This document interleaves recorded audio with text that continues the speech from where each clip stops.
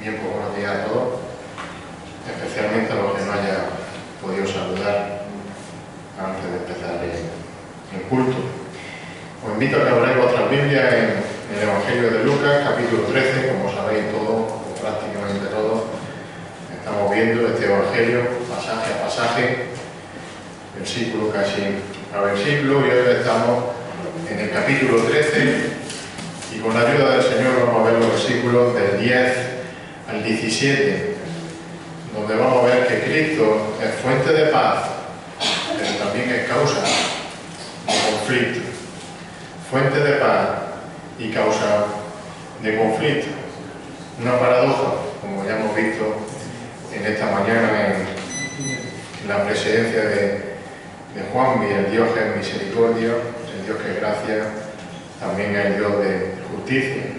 Otra paradoja, el Señor Jesús tuvo que morir para dar vida.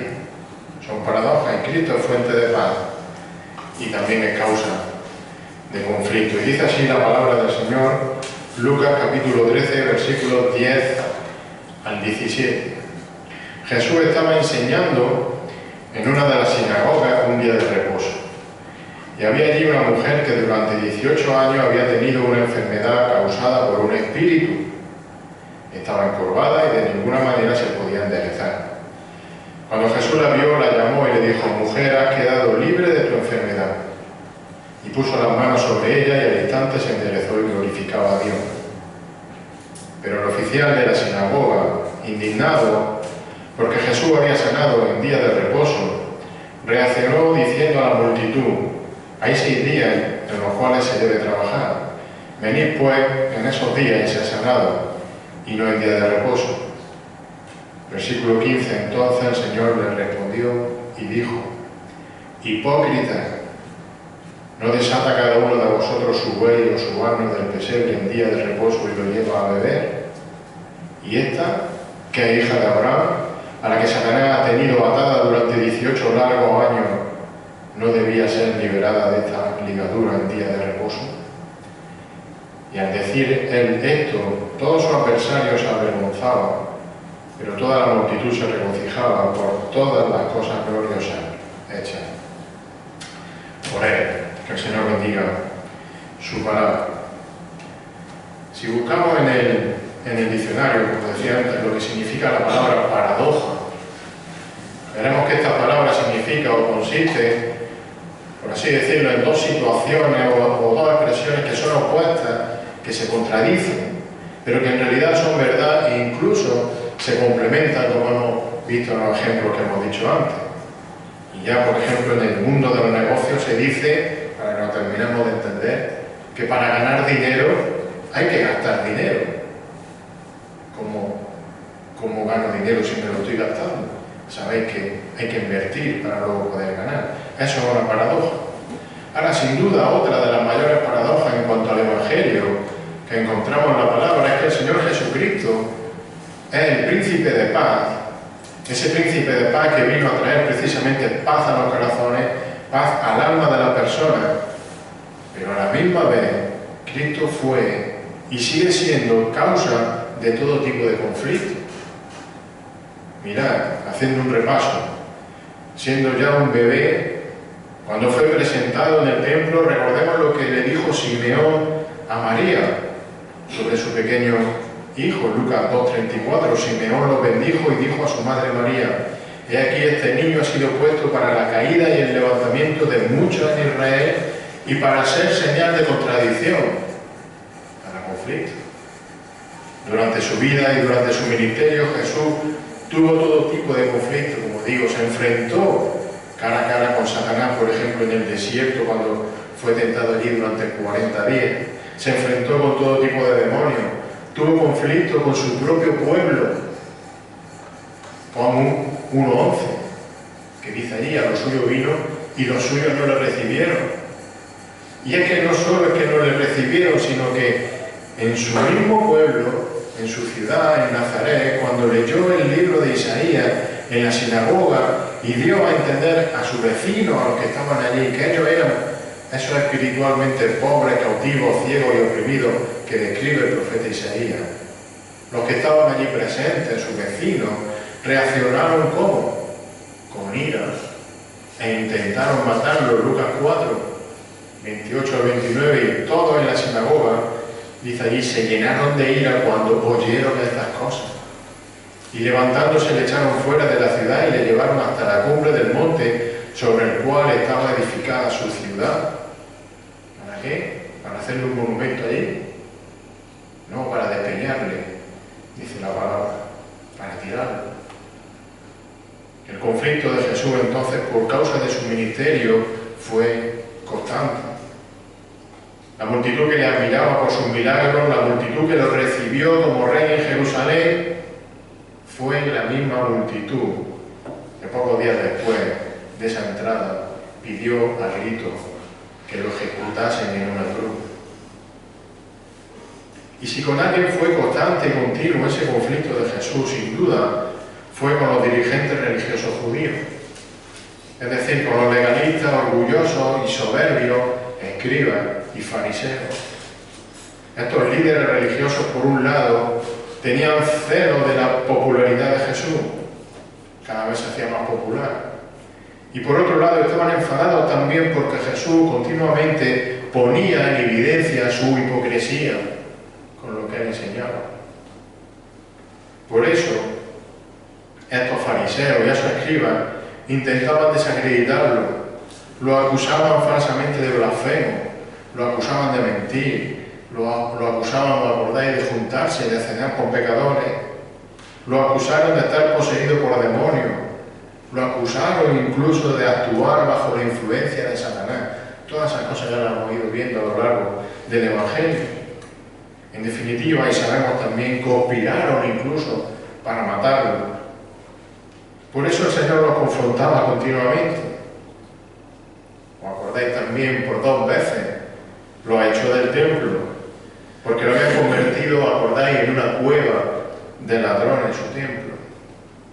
Y como hemos dicho antes, los puso continuamente en evidencia, sacando a la luz su hipocresía, su incredulidad, su dureza de corazón y su ceguera espiritual. Así que la vida de Jesús estuvo llena de conflictos. Un conflicto que, como él mismo recordó, sus seguidores, nosotros, también iban y vamos a sufrir.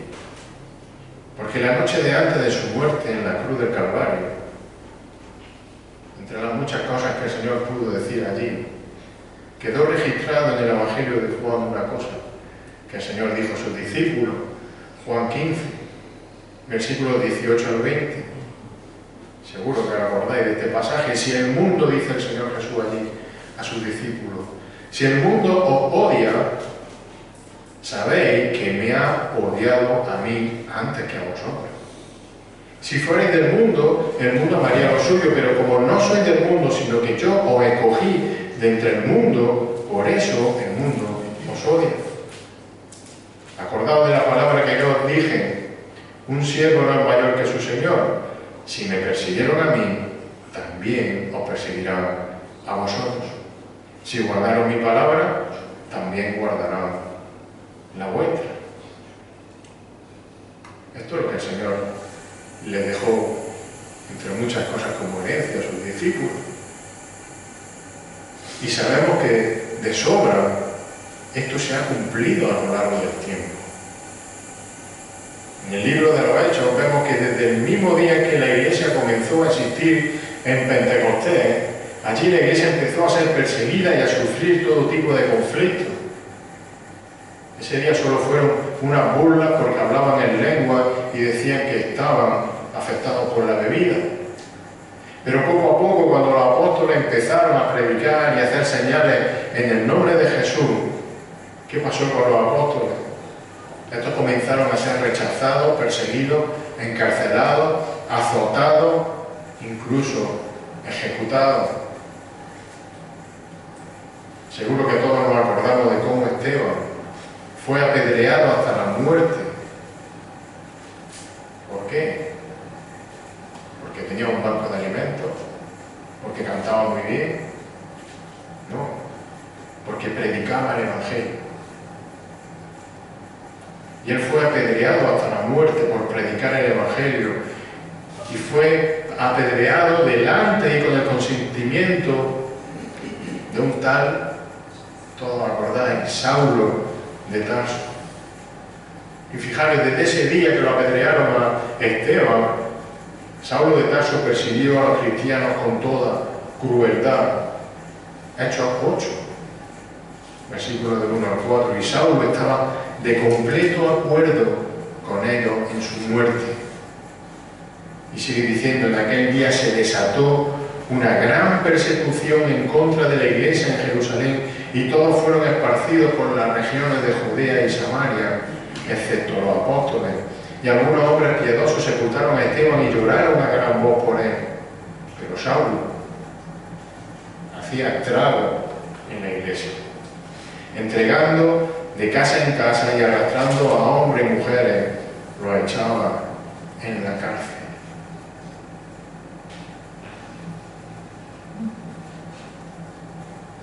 Y evidentemente un hombre que, como dirían algunos, buscaba a Dios desde niño.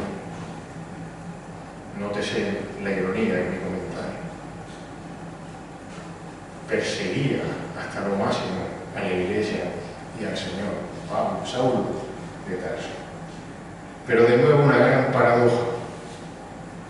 Este que, como hemos leído, hacía estrago en la iglesia, este que hacía estrago entre los creyentes, este que no buscaba a Dios para nada, sino que perseguía al Señor Jesucristo, fue regenerado por Dios en el camino de Damasco. Regenerado por Dios, no porque Él quiso. Y entonces pasó de perseguir ¿a qué? A ser perseguido. Pablo pasó de apedrear a ser apedreado. Pablo pasó de golpear y de encarcelar a ser golpeado y encarcelado por Cristo, por aquel que Él perseguía. Así que Saulo, por la gracia y solo por la gracia de Dios, pasó de ser Saulo de Tarso a ser Pablo. Es decir, pasó de ser el enemigo de Cristo a ser su instrumento escogido. Porque cuando el Señor se apareció en una visión ya en Damasco a Ananías, ¿os acordáis? Y le dijo a Ananías que fuese a ver a Saulo. ¿Os acordáis lo que Ananías le dice al Señor? Hechos 9, 13 al 16. Ananías respondió: Señor, he oído de muchos acerca de este hombre, cuánto mal ha hecho a tus santos en Jerusalén. Y él aquí tiene autoridad de los principales sacerdotes para prender a todos los que invocan tu nombre. Pero el Señor le dijo: ve. ¿Por qué? Porque Pablo lo ha entendido, porque Pablo lo ha aceptado, porque Pablo ha decidido. Ve, porque Él me es un instrumento escogido. Porque yo le he dado la vuelta, está diciendo el Señor. Lo he cogido para llevar mi nombre en presencia de los gentiles, de los reyes y de los hijos de Israel. Porque yo, y aquí es donde quiero centrarme, yo le mostraré a Pablo el qué, todo lo bien que lo vas a pasar ahora que eres creyente. Porque yo le mostraré cuánto debe padecer por mi nombre. Escogido para padecer por su nombre. Y Pablo sufrió conflicto, todos lo sabéis, por el nombre de Cristo. Y tan claro lo tenía, y tan claro lo tuvo, que a su joven discípulo Timoteo le dijo en su segunda carta del capítulo 3, versículos 10 y 12: pero tú has seguido mi enseñanza, conducta, propósito, fe, paciencia, amor, perseverancia. Qué bonito, ¿verdad? Pero sigue diciendo el versículo 11, ¿qué más sufrió Pablo? Persecuciones, sufrimientos, como los que me acaecieron en Antioquía, en Iconio y en Listra. ¿Qué persecuciones sufrí? Dice Pablo. Y de todas ellas me libró el Señor. Y entonces dice Pablo en el versículo 12, y en verdad, todos los que quieren vivir piadosamente en Cristo Jesús serán perseguidos. Pero es que eso es lo que le dijo el Señor a sus discípulos, acordaros, la noche antes de ir a la cruz. Nada nuevo, ¿verdad? Y aunque estas palabras de Pablo estaban dirigidas a Timoteo, son palabras que se han ido, como digo, cumpliendo a lo largo del tiempo. Porque a esos conflictos iniciales con los judíos les siguió la persecución y el rechazo del Imperio Romano hacia los creyentes. No hace falta dar una clase de historia aquí, pero de sobra son conocidas todas las acciones de emperadores romanos como Nerón o como Domiciano, Decio, Diocleciano, con C, no con S. Pueden mirarlo en los libros de historia.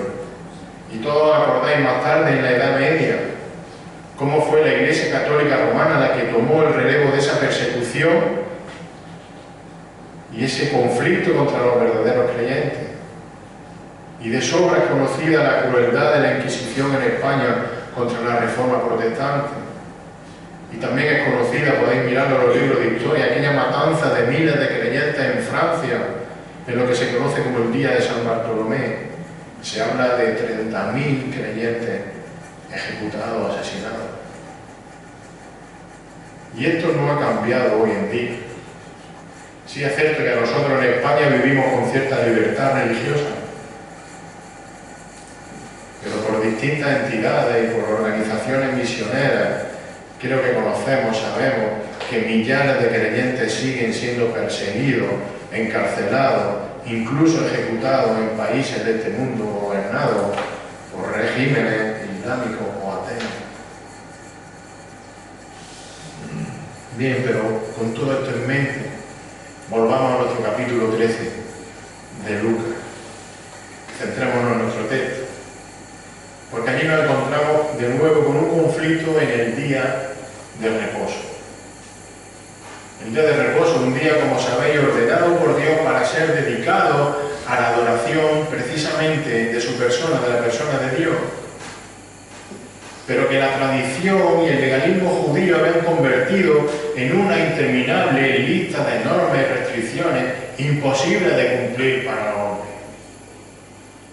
Y recordemos que esta no es la primera vez que Jesús choca con los religiosos judíos por este día de reposo. En el capítulo 6 de Lucas ya lo vimos. Allí los fariseos recriminaron al Señor porque sus discípulos, cuando iban andando por el campo en un día de reposo, iban andando por el campo y por las espigas que había al lado por donde ellos andaban, cogían algunas con la mano, las frotaban así un poco y se comían el grano. Y también en ese capítulo 6 de Lucas vemos como en otro día de reposo el Señor sanó en una sinagoga también a aquel hombre que tenía una mano seca. Y esto hizo que los fariseos se llenaran de ira, dice el texto, contra Jesús. Y ante esa actitud de los fariseos, Jesús les recordó en ese capítulo 6 de Lucas, les recordó una cosa: mirad, yo soy el Señor del día de reposo. Lucas 6:5, Él les decía, el Hijo del Hombre es Señor del día de reposo.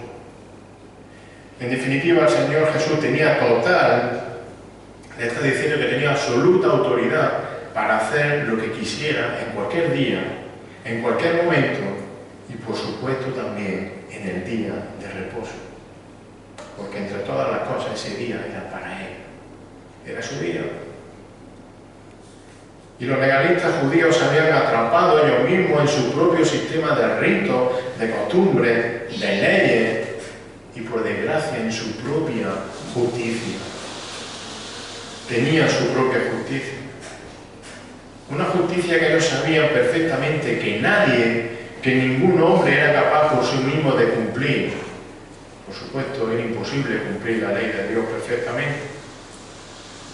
Y entonces, fijaros, ellos sabiendo esto, en vez de reconocer su incapacidad, en vez de pedir perdón y de arrepentirse con humildad de sus pecados, lo que hicieron fue crear y desarrollar un sistema de mandatos y regulaciones extrabíblicas con las que intentaban ellos ganarse la vida eterna. Si hace esto, esto, esto y esto. Si cumplimos con estas tradiciones, esta. Si hacemos lo que hemos hecho toda la vida.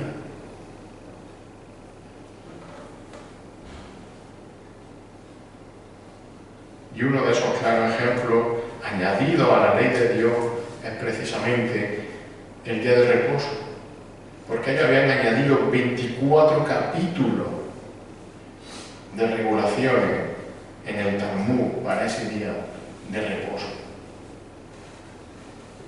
Tardaban creo que 12 meses en leerse esos 24 capítulos.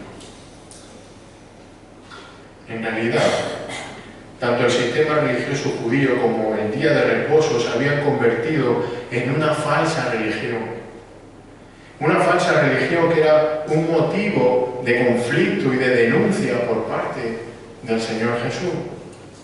Y entonces en nuestro pasaje en el que hemos leído, aprovechando un nuevo conflicto por ese día de reposo, vemos que el Señor, o vamos a ver que el Señor denuncia la falsa religiosidad y lo hace poniendo al descubierto tres cosas.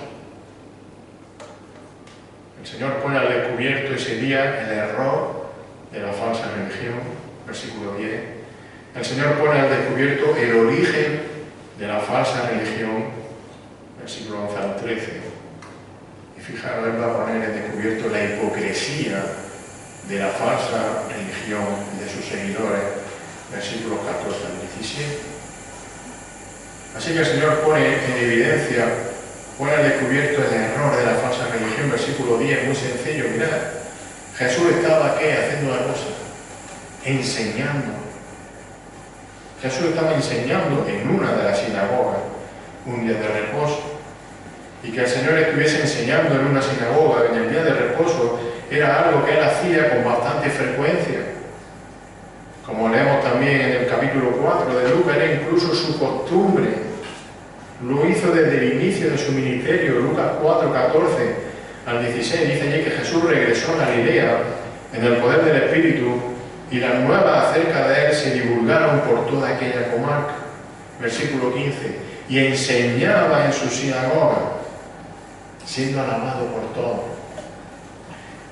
Versículo 16. Llegó a Nazaret, donde se había criado, y dice allí, y según su costumbre,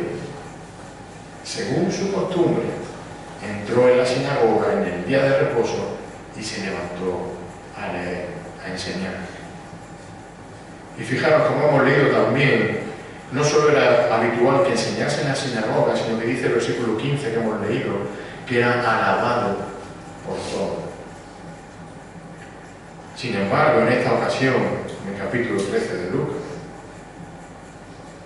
vemos que la reacción del director de la sinagoga no fue precisamente de alabanza hacia Jesús, sino que, como veremos en un rato, la reacción fue de rechazo.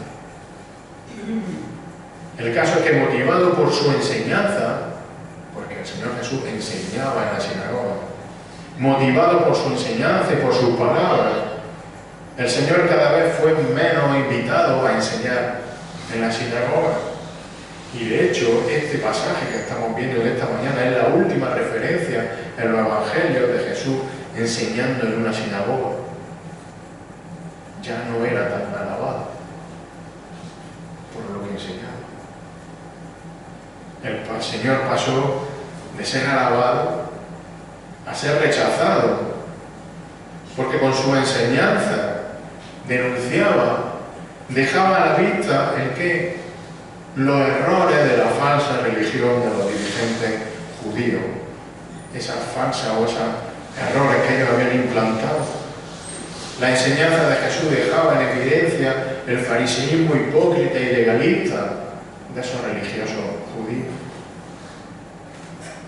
Y no solo molestaba la denuncia de Jesús hacia la hipocresía religiosa, sino que la predicación del verdadero evangelio de salvación, basado únicamente en el arrepentimiento del pecado y en la fe en el Hijo de Dios, desarmaba totalmente toda la farsa religiosa que habían creado durante siglos esos dirigentes judíos.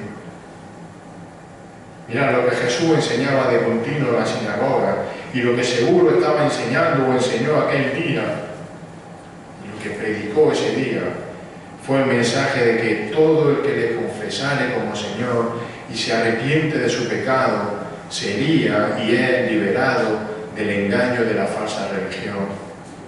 sería liberado del reino de Satanás, sería liberado del pecado, liberado del juicio eterno, y todo ello, ¿para qué?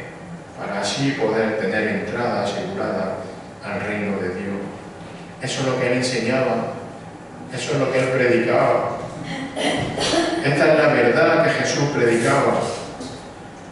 Y cuando la verdad se predica y se enseña en un lugar donde lo que prevalece es el error, como pasaba allí, y lo que prevalece es la falsa religión, inevitablemente, ¿qué se va a producir? Se produce rechazo, se produce conflicto, porque no queremos escuchar eso. El verdadero mensaje del Evangelio, el mensaje que predicaba Jesús, vemos que pone al descubierto el error de la falsa religión. Y esto provocaba, y siempre va a provocar, rechazo de parte de los que viven acomodados en su propia religión farisaica. Y ya sea por un legalismo excesivo, o ya sea, como también pasa hoy en día, por un liberalismo y un humanismo permisivo. El verdadero evangelio molesta. Y el Señor, por medio de su enseñanza, pone en evidencia el error de la falsa religión. Pero también va a mostrar el origen de la falsa religión. Versículo 11 al 13. Había aquí una mujer que durante 18 años había tenido una enfermedad causada por un virus, por un espíritu. Estaba encorvada y de ninguna manera se podía enderezar. Cuando Jesús la vio, la llamó y le dijo: mujer, has quedado libre de tu enfermedad.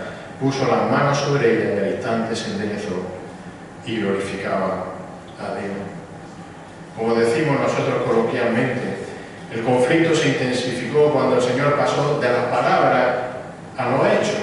Es decir, Jesús termina de enseñar y se centra en aquella mujer que durante 18 años había tenido una enfermedad, y lo digo despacito, causada por un espíritu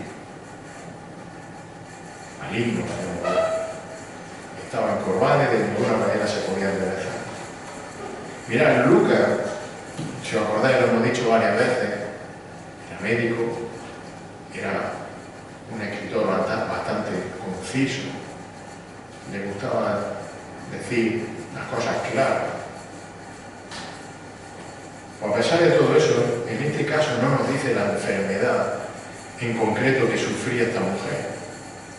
Solo dice que la mujer estaba encorvada y que no había manera de que pudiese ponerse derecha. Ahora, lo que sí nos dice Lucas, y aquí el punto, es la causa de la enfermedad de la mujer. Un espíritu evidentemente maligno, algo que viene del enemigo de Satanás. Así que el conflicto ahora ya no es con lo religioso, sino que el conflicto del Señor es ahora con quién, con el origen de todo mal, con el origen de toda enfermedad y con el origen de toda falsa religión. Y el caso es que sin ni siquiera enfrentarse a ese espíritu maligno, sin ni siquiera nombrarlo, el Señor vence con toda autoridad al origen del mal. Y con solo una palabra, con solo el toque de sus manos, la mujer es liberada de forma total e instantánea de ese padecimiento físico que le causaba ese espíritu maligno.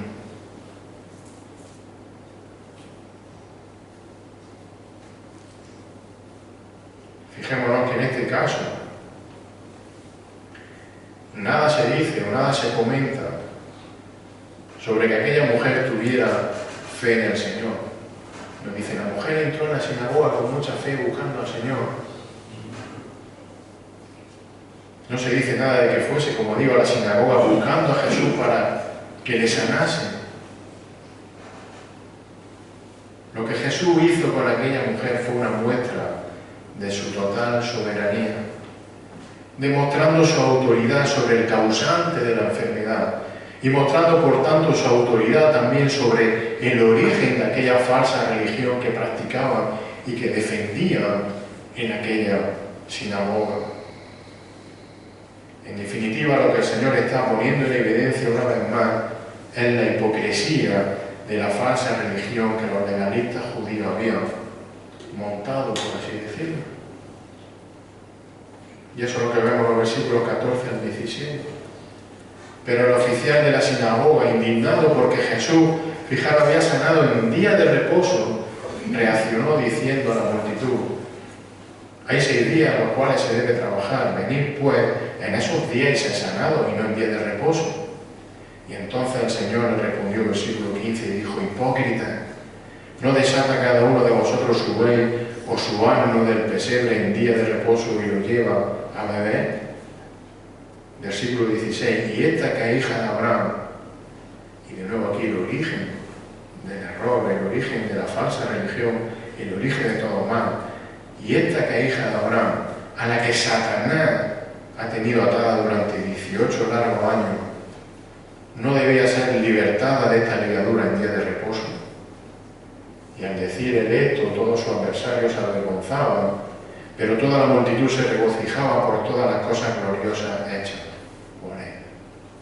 Vemos que el oficial o el principal de la sinagoga, el principal o el oficial de una sinagoga, recordemos, era la persona encargada de supervisar todos los aspectos relativos al funcionamiento de la sinagoga, y por supuesto era responsable de lo que se enseñaba y de quién enseñaba.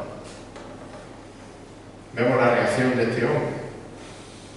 Y por su reacción ante la enseñanza de Jesús y ante la curación de la mujer,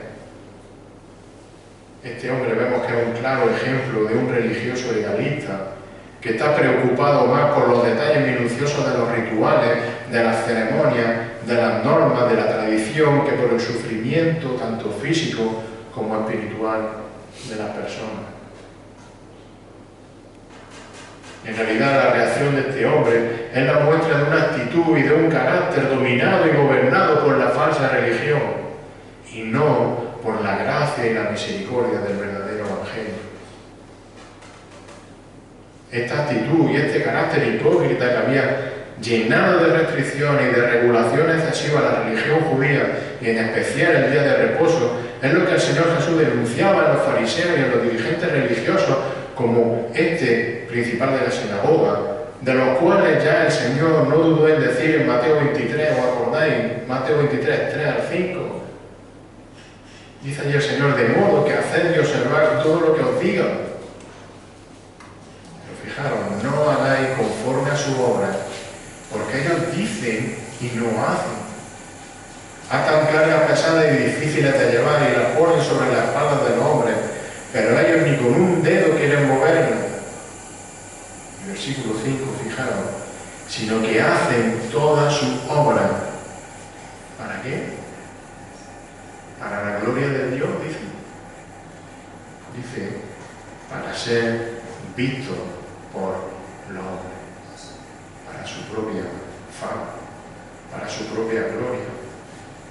Acabamos de leer, hermanos, de boca del mismo Señor Jesús, en Mateo 23, la definición perfecta de lo que significa ser un hipócrita.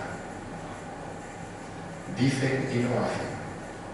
Hacen todas sus cosas para ser vistos por los hombres. El caso es que este principal, este oficial de la sinagoga, lejos de glorificar a Dios, lejos de alabar a Dios por la muestra de poder, por la muestra de misericordia que acaba de ver por parte de Jesús hacia aquella mujer que llevaba 18 años sufriendo, ¿qué hace ese hombre? Se dedica a mostrar su enojo, su indignación. ¿Por qué? Porque el Señor ha sanado, pero en día de reposo. Porque fijémonos, este hombre en ningún momento puede negar el poder de Jesús para realizar milagros, sino que su indignación es porque lo ha hecho un milagro en día de reposo. Versículo 14, el oficial de la sinagoga, indignado, porque Jesús había sanado en día de reposo. Mira, y esto nos muestra una realidad que fue evidente durante todo el ministerio de Jesús y luego también el ministerio de los apóstoles, mientras ellos hicieron milagros.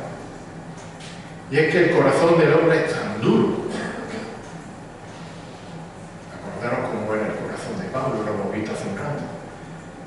El corazón del hombre es tan duro que ni siquiera viendo un evidente, viendo un grandioso milagro de Jesús en directo, de primera mano, ni siquiera así. El corazón es tan duro que ni siquiera un milagro así produce en la persona la fe que sana. Porque solo la obra del Espíritu Santo en el corazón de la persona puede producir la fe que lleva a un pecador a creer en Jesucristo como Dios y arrepentirse de su pecado, como hizo el Señor en el camino de Damasco con Pablo. Y la actitud de este hipócrita oficial de la sinagoga le lleva a actuar de forma, permitidme que lo diga, cobarde. Cobarde, porque en vez de atreverse a hablar y acusar directamente al Señor allí delante de todo el mundo, hubiese quedado una evidencia total, evidentemente. ¿Qué hace? Lo habéis leído. Se dedica al deporte nacional. Se dedica a murmurar. Y murmura hacia la gente acusando a aquella pobre mujer de violar el día de reposo. Fijaros, versículos 14 y 15. El oficial de la sinagoga, indignado porque Jesús había sanado el día de reposo, reaccionó diciendo a la multitud: no se atreve a ella por el Señor. Y dice: hay 6 días en los cuales se puede trabajar. Venid pues en esos días y ser sanado, y no el día de reposo. Mujer, ¿cómo vienes hoy? Habiendo 6 días tan grandemente. Murmurar, verdad de la media. Y este hombre, murmurando contra aquella mujer, pretendía poner a aquella multitud en contra de Jesús. Pero la acusación de este principal de la sinagoga, en verdad, no tenía fundamento ni peso. Sí, es cierto, se suponía que en día de reposo no se podía trabajar ni hacer ningún esfuerzo. Pero fijaros, el Señor, para Él sanar a aquella mujer no supuso ningún esfuerzo ni ningún trabajo. ¿Qué hizo? Él solamente habló. Él solamente la tocó con su mano. Eso no es trabajar. Y la mujer que hizo, lo único que hizo fue levantarse y ponerse derecha. Nada en la ley de Dios prohibía tener un acto de misericordia en el día de reposo. Así que de nuevo el Señor vuelve a mostrar la hipocresía de la falsa religión que aquellos líderes religiosos habían creado con su legalismo. Como dijimos al principio, Dios estableció el día de reposo como un día de descanso y sobre todo como un día dedicado para adorarle a Él, para adoración del Señor. Por tanto, hermanos, qué mejor día, qué mejor momento que ese día de reposo para liberar a aquella mujer de esa enfermedad que llevaba 18 años sufriendo. Cristo es fuente de paz, pero vemos que también es causa de conflicto. Y la enseñanza, la obra de Cristo saca a la luz el error, el origen, que es Satanás, y la hipocresía de la falsa religión. Y eso produce reacciones, 2 reacciones, en versículo 17.